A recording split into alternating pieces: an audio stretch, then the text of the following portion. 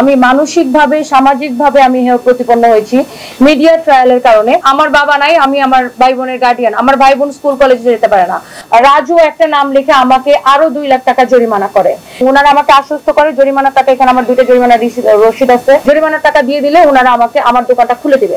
আমি প্রথমেই সৃষ্টিকর্তা মহান আল্লাহ পাকের নিকট কৃতজ্ঞতা জানাই এবং আমি শুকরিয়া আদায় জানাই যে আমার দোকানটা গত 1 মাসের একটা পেরেশানির পরে আমি মহামান্য হাইকোর্টের নির্দেশে আজকে খুলে দেওয়া হলো। এবং আমি ধন্যবাদ জানাইতে চাই মাননীয় প্রধানমন্ত্রীকে, যিনি আমাদের দেশের বিচার ব্যবস্থাকে এতটা স্বচ্ছ রেখেছেন যে আমি একটা সরকারি প্রতিষ্ঠানের আমার সাথে অন্যায় হয়েছে বলে আমি মনে করেছি বিধায় আমি মহামান্য হাইকোর্টে গিয়েছি এবং আমি ন্যায় বিচার পেয়েছি। আমার আগে থেকেই মহামান্য হাইকোর্টের প্রতি আমার আস্থা ছিল এবং আমার মনে হয় এই রায়ের মাধ্যমে আমার এই আমি যে রায়টি পেয়েছি এবং আমি সন্তুষ্ট এবং আমার মনে হয় এটা একটা পুরো বাংলাদেশে বিশেষ করে নারী উদ্যোক্তাদের জন্য একটা দৃষ্টান্ত নজিরবিহীন একটা রায় মহামান্য হাইকোর্ট দিয়েছে। কারণ এক সরকারি প্রতিষ্ঠানের কর্মকর্তা আমার উপর যে জুলুমটা করেছে বিগত 1টা মাস, এটা আসলে আমি বাধ্য হয়ে মহামান্য হাইকোর্টের কাছে গিয়েছি। কারণ আমি আপনাদেরকে বলতে চাই, আপনারা সবাই অলরেডি অবগত যে আমার দোকানটা 13 তারিখ ক্রেতা পণ্যটি ক্রয় করে তিনি সেটা অনলাইনে ক্রয় করে এবং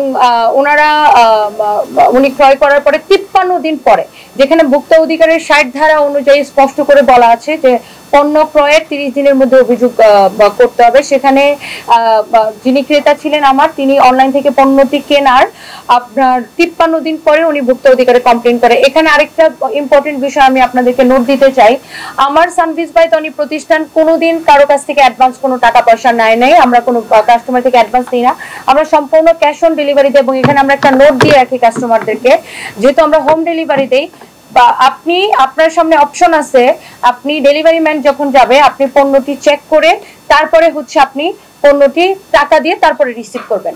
তো এখন একজন ক্রেতা সে 53 দিন পণ্যটি যে ব্যবহার করে নাই, সে যে ওয়াশ করে নাই, সেটার গ্যারান্টি কিন্তু আপনি বা আমরা কেউ বলতে পারবো না।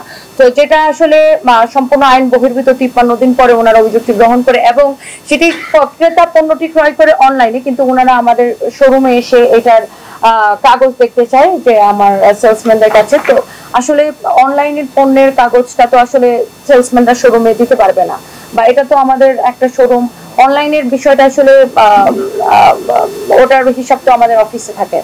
তো যাই হোক, তারপরে কিন্তু ওনারা যখন সাময়িক সময়ের জন্য আমাদের দোকানটি বন্ধ করে দেয়, কিন্তু তখন ওনারা ওনাদের ফেসবুক পেজে, ভেরিফাইড পেজে ওনারা পোস্ট করে, ওনারা বন্ধ করে সাময়িক সময়ের জন্য, কিন্তু ওনারা পোস্ট করে যে সিলগালা করা হয়েছে। তো সিলগালা আর সাময়িক সময়ের জন্য বন্ধ, দুইটা কিন্তু দুই জিনিস।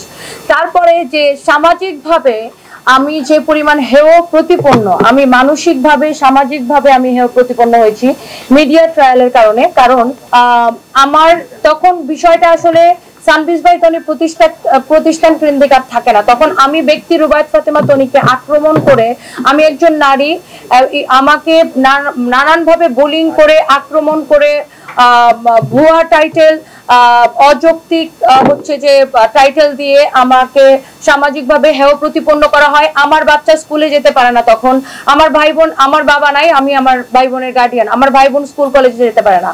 মানুষ আমাকে চোর বলে, ভুয়া বলে, প্রতারক বলে, একটা অভিযোগ প্রমাণ হওয়ার আগে মানুষ আমাকে এসব বলে আখ্যায়িত করে সামাজিক যোগাযোগ মাধ্যমে বিভিন্ন ভিডিও, বিভিন্ন পোস্ট, বিভিন্ন ভাবে বোলিং এবং আমার সন্তান এই জন্য স্কুলে যেতে পারে নাই। তো এই যে আমার একটা সামাজিক ক্ষতি, মানসিক ক্ষতি এবং আর্থিক ক্ষতি, তারপরে আমি 13 তারিখ বন্ধ করার পরে 14 তারিখ আমি নিজের সশরীরে ওনাদের অফিসে আমি উপস্থিত হই এবং আমাকে তলব করে ঢাকা বিভাগীয় কার্যালয়ের সহকারী পরিচালক ইন্দ্রাণী রায় এবং যে অভিযোগকারী ছিল তিনি হচ্ছে লুবনা ইয়াসমিন। ওনার অভিযোগের প্রেক্ষিতে সর্বোচ্চ জরিমানা হচ্ছে 50,000 টাকা ইন্দ্রাণী রায় আমাকে জরিমানা করে। যেহেতু আমি ওই লাইভটাতে স্পষ্ট করে উল্লেখ ছিল পণ্যটি 50% ডিসকাউন্টে যাচ্ছে এবং এটা আমাদের স্টক ক্লিয়ারেন্স সেল, উনি পণ্যটি কিনে ফেব্রুয়ারি 3 তারিখে। তো সেখানে আপনার তারপরে আমি এটার সর্বোচ্চ জরিমানা দেই, যেহেতু আমার 1 বছর আগের একটা পণ্য, এটার মেমো তো আমরা আসলে ওইভাবে সংরক্ষণ করতে হবে এটাও আমরা জানতাম না। যাই হোক, তারপরে আমি এক ধারায় জরিমানা দেওয়ার পরে আমাকে ইন্দ্রাণী রায় তলব করে, কিন্তু তারপরে ঢাকা জেলা কার্যালয়ের সহকারী পরিচালক জব্বার মন্ডল এসে আরেকজন ভুয়া অভিযোগকারী, মেমোটা বের করে, আরেকজন ভুয়া অভিযোগকারীর নাম রাজু একটা নাম লিখে আমাকে আরো 2 লাখ টাকা জরিমানা করে, যেটা আমি তখন জরিমানার টাকাটা প্রদান করতে বাধ্য হই।